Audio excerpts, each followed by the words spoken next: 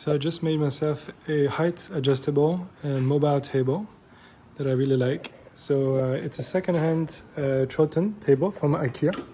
So you can recognize here, you can adjust the height manually. So there's no motor, no fancy, nothing that can break. First thing that I've done is to put it on wheels. So it's very easy to move. So you have also brakes that you can just put with your feet.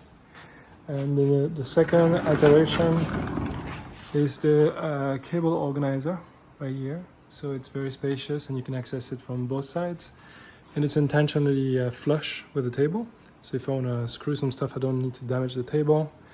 And the last bit is this magic arm. So I can put a camera, for example, to be overhead if I want to make some animation, or if I want to do some overhead shots, unpacking something or explaining something to somebody.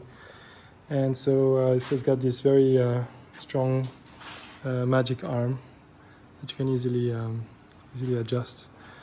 So yeah, so for me it's very functional. Move, adjust the height, carry a bunch of cable, manage, and then have a camera above the head. Yes, that's gonna be handy for me. And look is simple.